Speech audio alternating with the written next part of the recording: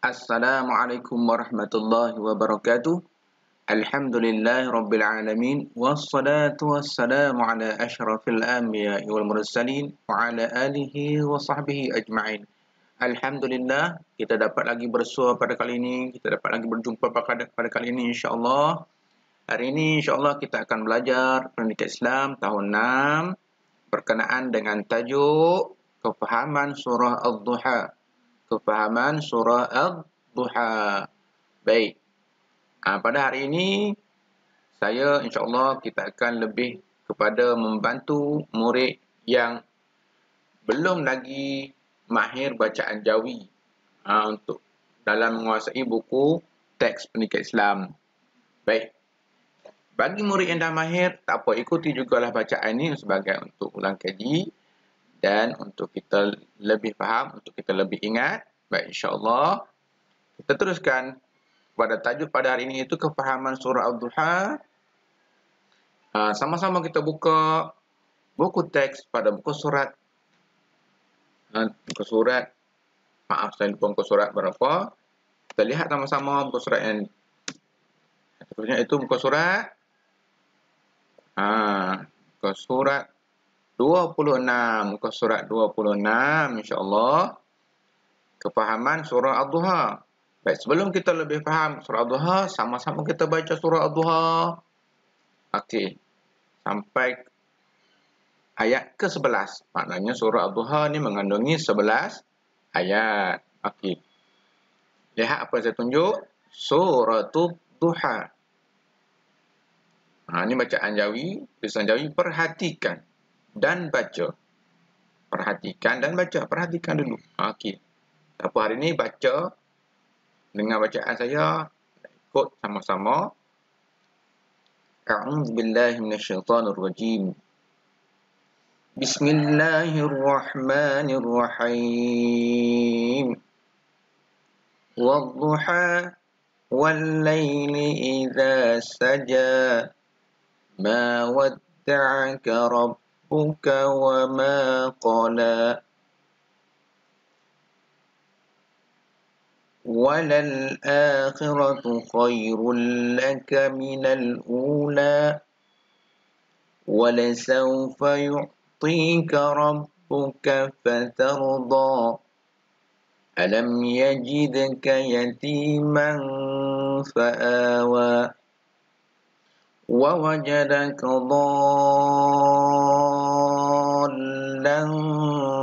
فَهَدَى وَوَجَدَكَ عَائِلًا فَأَغْنَى فَأَمَّا الْيَتِيمَ فَلَا تَقْهَرْ وَأَمَّا السَّائِلَ فَلَا تَنْهَرْ وَأَمَّا بِنِعْمَةِ رَبِّكَ فَحَدِّثْ صَدَقَ اللَّهُ الْعَظِيمُ. Okey, kita baca dah. Kita dah baca. Seterusnya kita teruskan bacaan penerangan tentang kefahaman surah Ad-Duha. Kita tengok dialog ini, perbualan di antara Naim dan siapa? Tak dia takut. Okey, tak apa. Mana-mana pun tak apa, tengok perbualan mereka. Baik. Ni kata dah, yang tadi ini adalah bacaan daripada Naim. Bagus Naim. Tu sesudah Naim baca surah Ad-Duha. Jadi pertanyaan sini, pernahkah kamu membaca surah Ad-Duha? Pernahkah kamu membaca surah Ad-Duha? Mesti semua anda pernah membaca surah Ad-Duha, kan? Okey. InsyaAllah. Tapi kita nak lebih fahami apa yang terkandung dalam surah Ad-Duha. Baik, seterusnya pada muka surat 27. Boleh lihat. Baca dan fahami. Ini perbualan juga. Perbualan di antara dua orang ini. Iaitu. Bermaksud di sini adalah perbualan di antara ayah dan anaknya. Ataupun anak dan ayahnya. Anaknya bernama Naim. Okay, baik. Perbualan sama ayahnya. Ayahnya berkata, Naim tentu sudah tahu bahawa surah Ad-Duha merupakan surah Makkiyah dan mengandungi 11 ayat. Surah ini dinamakan Ad-Duha kerana Allah telah bersumpah dengan waktu duha di permulaan surah. Ya ayah, Ustazah ada menceritakan tentang sebab penurunan surah Ad-Duha. Surah ini merupakan satu penafian Allah terhadap tuduhan orang kafir yang mengatakan bahawa Allah telah membenci dan mengabaikan Rasulullah SAW kerana telah lama tidak menurunkan wahyu. Terus kita tengok ke muka surat seterusnya 28. Itu perbualan tadi adalah perbualan di antara Naim dan ayahnya kenaan surah Ad-Duha. Baik. Tadi dalam perbualan itu terdapat beberapa penerangan. Murid-murid insya-Allah dapat memahami, dapat menangkap apa yang diceritakan di situ insya-Allah. Baik. Sini baca dan fahami. Dalam muka surat ni kita nak lihat maksud setiap ayat. Bermula ayat 1 hingga ayat 11. Bismillahirrahmanirrahim. Dengan nama Allah yang Maha Pemurah dan Maha Pengasihannya. Wadduha, demi waktu duha. Wallaili idza saja, dan malam apabila ia sunyi sepi. Ma wadda'aka rabbuka wa ma qala. Bahawa Tuhanmu, wahai Muhammad, tidaklah meninggalkanmu dan ia tidak benci kepadamu sebagaimana yang dituduh orang musyrik. Seterusnya kita lihat ayat ketiga, ayat keempat. Walal akhiratu khairul laka minal ula. Dan sesungguhnya kesudahan keadaanmu adalah lebih baik daripada permulaannya. Ayat yang kelima, walasawfa yu'tika rabbuka fatardha. Dan sesungguhnya Tuhanmu akan memberimu kejayaan dan kebahagiaan di dunia dan di akhirat sehingga engkau redha, yakni berpuas hati. Alam yajidka yatiman fa'awa. Bukankah ia mendapati engkau yatim piatu, lalu ia memberikan perlindungan? Kita lihat perbualan ni. Tadi sepatutnya perbualan ni sebelum kita baca ayat tu. Boleh ayah terangkan pengertian surah Ad-Duha? Tentulah boleh. Mari lihat paparan di dalam Al-Quran. Dalam Al-Quran di kitab ini. Baik. Nilai sinilah sentiasa bersyukur dengan nikmat Allah. Baik, tadi dah ayah dah terangkan dah tu. Maknanya ayahnya dah menerangkan 6 ayat.